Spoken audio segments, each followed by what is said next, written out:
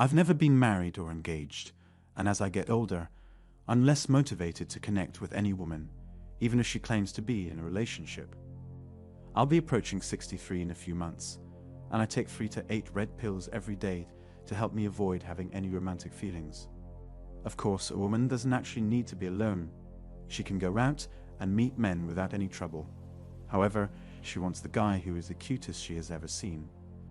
This is just a case of hypergaming.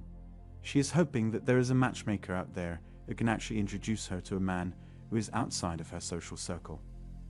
The only places you could actually meet people before the advent of the internet were at work, school, or social gatherings that you essentially had to be invited to.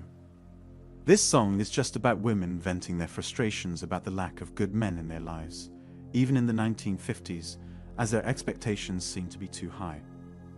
For the remainder of this video, I'm going to rant about why women get upset when men go their own way or become confirmed back.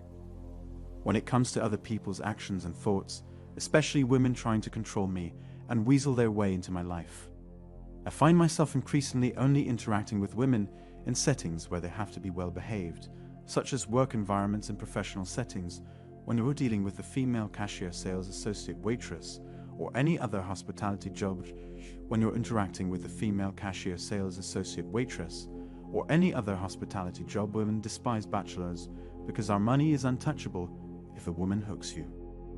As for the title, it's fairly obvious why it occurs.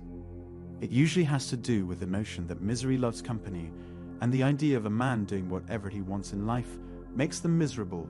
Because a single man is a free slave, they are taught that men are their servants from a young age, so when they see one of us deviating from that social script, they actually feign out.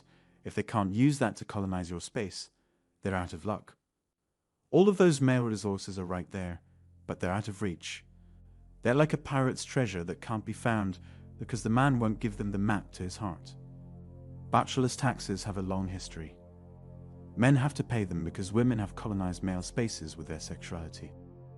I think men did their own thing as bachelors and went their separate ways because they could talk about female nature and male-oriented and segregated spaces. They could talk about how awful living with a woman was with a man whose wife ran off, so many men realized it was better to stay single than go through what that poor soul went through. Other men like Tesla and Newton stayed single because they were too busy with other things in the world as a confirmed bachelor, I assume. When women developed the term patriarchy, they meant that spending time alone thinking, producing, and writing is where creativity originates. By restricting a man's time alone, they hinder his potential to produce new ideas and convey those thoughts. Albert Einstein became a temporary bachelor while working on the theory of relativity. He desired to be married, but still be able to concentrate on his work in isolation, so his wife would deliver his meals to his study each day and leave him in peace. Over time, however, I believe she lost her cool because she had no man to nag because he was too busy working on relativity. It's no accident that feminism and systemic oppression of men in the West are getting worse as men gain access to things like adult content, and now personal online spaces to discuss MGT0W. We're trying to create a vacuum virtual space of male energy and ideas, and attempts are being made by society to block its continued existence. Women are like air jaws striving to equalize the pressure of the world. If we could use technology to create a large-scale vacuum against kinocentric